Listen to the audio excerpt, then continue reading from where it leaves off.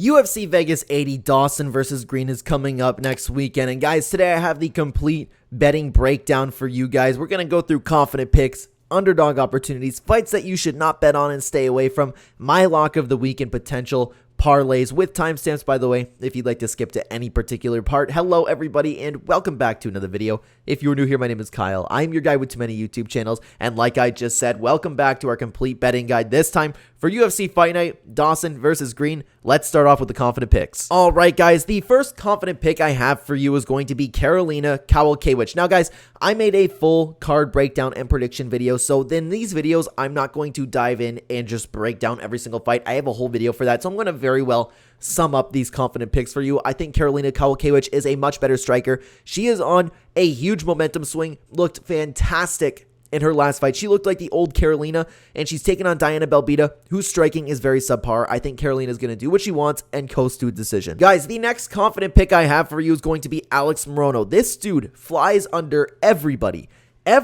radar, and I don't know why. He is a very slick and fast striker with great jiu-jitsu behind it. He's taking on Joaquin Buckley, who is, in my opinion, he's on the slower side. While he still has a good striking, he is a slow and powerful striker. We've seen him lose before, and Alex Morono can explore the ground game if he's there. We don't know. Joaquin Buckley has not been tested at welterweight yet. We don't know how that weight cut's going to fit him. Of course, we've seen him before, okay? We've seen him, and he looked okay.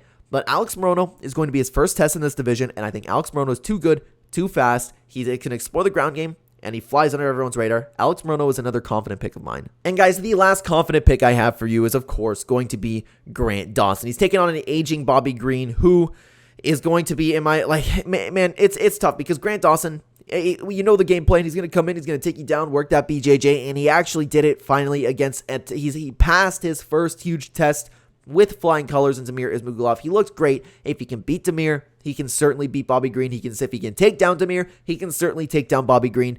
Give me Grant Dawson to win this fight. Bobby Green is 37 years old now, starting to slow down just a little bit, and while the potential for Bobby Green to always crack you is there, Grant Dawson, in my opinion, he's 21 now. I think that he is going to pass the Bobby Green test. All right, guys, let's talk about some underdog opportunities. Now, it is important to note, while these are opportunities, these are not my picks. Okay, I made a whole video talking about my picks. I'm just saying, if you're looking for value for your money, these are underdogs that I can see winning. I'm not picking these guys to win. I'm just saying that it's there. And the first underdog opportunity I have for you is going to be Chris Gutierrez. So at the time of recording this video, he is sitting at a plus 250 underdog. He is a very creative striker. I could very well see him dancing around Montel Jackson. Montel Jackson has looked very good. But Chris Gutierrez, we know what he's all about. He is very fast. He's very elusive. There is a potential for him to just dance around Montel Jackson and pick him apart for 3 rounds. I could very well see that happening. So if you're looking for an underdog, I don't mind Chris Gutierrez's chances. The next underdog opportunity I have for you guys is going to be Nate Maness. Nate Maness is taking on Mateusz Mandoka, and now both of these fighters are very, very solid. A lot of people are counting out Nate Maness, and Nate Maness at the time of recording this video is sitting at a plus 275 underdog. I think that's crazy. I actually maybe I'm just hyping him up too much, but I think this fight should be closer to a pick'em. When I made my full card breakdown and prediction video, I was like, both these guys are very, very good fighters. I think Nate Maness is very live here. While I'm picking Mandoka to win this fight, I just think Nate Maness, yeah, he's on a 2-fight skid, but he had his moments in these fights, and they were against fantastic fighters. I think everybody's counting out Nate Maness. If you're looking for an underdog, he's not a bad bet. All right, guys, let's talk about fights to avoid. Here's the first one. Don't bet on Felipe Lins taking on Ian Cutelaba. These two are going to come in, they're going to strike, and someone is going to hit the floor. While I think Felipe Lins is going to be the guy still standing, Ian Cutelaba is very live, and he surprised us many, many times in the past. I think you're crazy if you're betting on this fight. I think that either one of these fighters can win. They're going to come in, they're going to be sloppy, and they're going to hit each other. I don't think you should be betting on this fight at all. Now, guys, the next fight that I don't think you should be betting on, and hear me out, okay? Hear me out. It's going to be Drew Dober versus Ricky Glenn. Is Drew Dober a better fighter than Ricky Glenn? Absolutely. I really do believe that. He'll be able to do what he wants in there. If he's the Drew Dober that we've seen in not his last performance, the ones before that, of course, Drew Dober will be able to use Muay Thai. He can wrestle if he wants to. He will be more explosive, powerful than Ricky Glenn. He is a better fighter. The problem is, the thing that I've been worrying about for so many years now has finally happened. Drew Dober got his chin cracked. Here's the question. Is Drew Dober's chin finally gone? Because that day was coming. Okay? That day was coming for a very long time. Is it because Matt Frevola just hits that hard, or is Drew Dober's chin finally gone? We don't know that. We've seen guys get cracked like Matt Frevola did, and we've seen their chins never be the same. If that's the case, Ricky Glenn can win this fight. Sometimes we see guys just not able to take a punch anymore. He got chinned real bad in this fight. It could be okay. He could show up like the Drew Dober we all know the Drew Dober could be. But the reason why I think you should stay away from this fight is because I think it's a huge possibility that his chin is no longer the Giga Chad chin that we've seen for so long. All right, guys, let's talk about lock of the week. Now, this lock of the week comes with an asterisk, okay? And I'll tell you why. It's going to be Joe Pyfer, okay? It's going to be Joe Pyfer.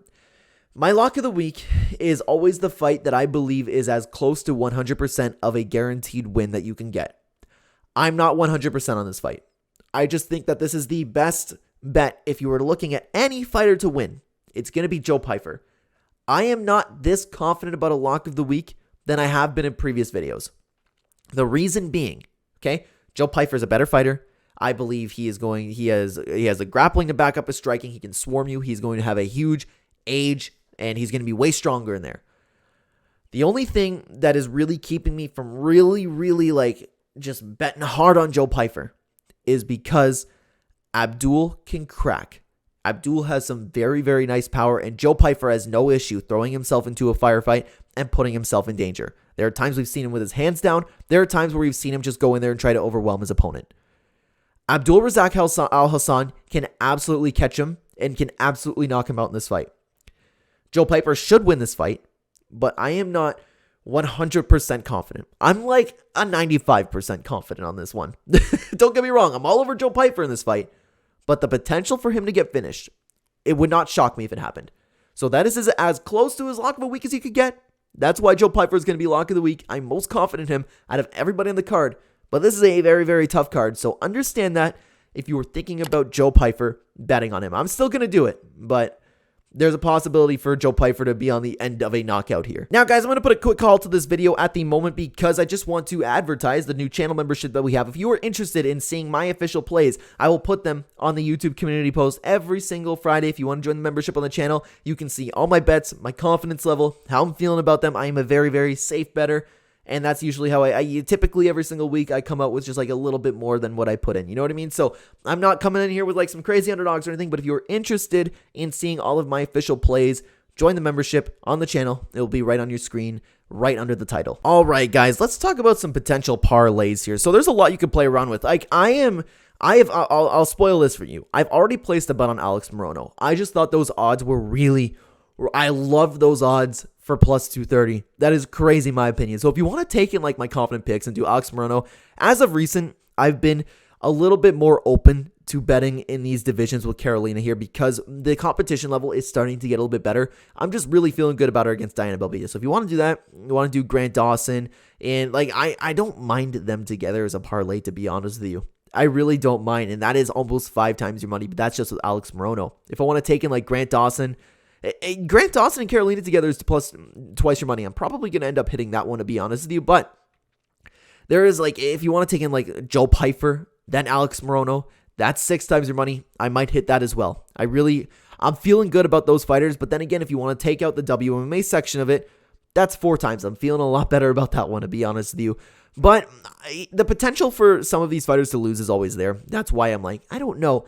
Typically, I'm really hard about hitting 1.5 round bets, but even then, there's not a ton of fights where I'm like really feeling good about 1.5 rounds. Feeling good about Hernandez. Other than that, like, Carolina will go over 1.5. Grant Dawson should go over 1.5.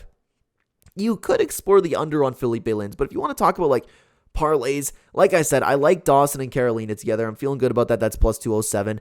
I really like that. If you want to hammer Drew Dober, like I may think about Drew Dober, but I don't think that's safe at all.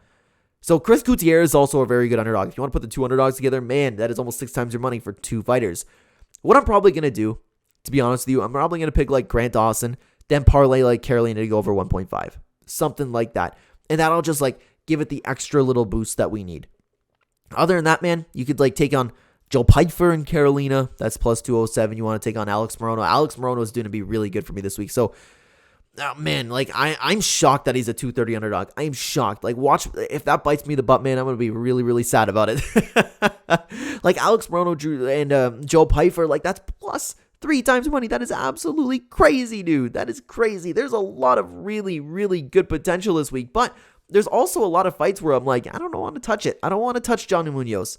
I don't want to touch Drew Dober. I don't want to touch Nate Maness. I think it's crazy. But then again, this one could go over 1.5. I can see that. Definitely not touching Felipe Lins. Definitely not touching that one. But there is a lot of potential this week, guys. With that being said, though, I will close out the complete betting guide for you guys today. Let me know if there's any particular bets that you're going to be placing. If you disagree with any of my picks, I would love to talk about it in the comment section, guys. Thank you so much for watching this video. If you are new here and you enjoy the content, please consider hitting the like button up with the channel a ton and subscribe if you are brand new. On the screen right now, you'll have 2 videos from the Clenbat channel if you'd like to continue watching the channel. I will see you either there or in the next video, guys. Take care.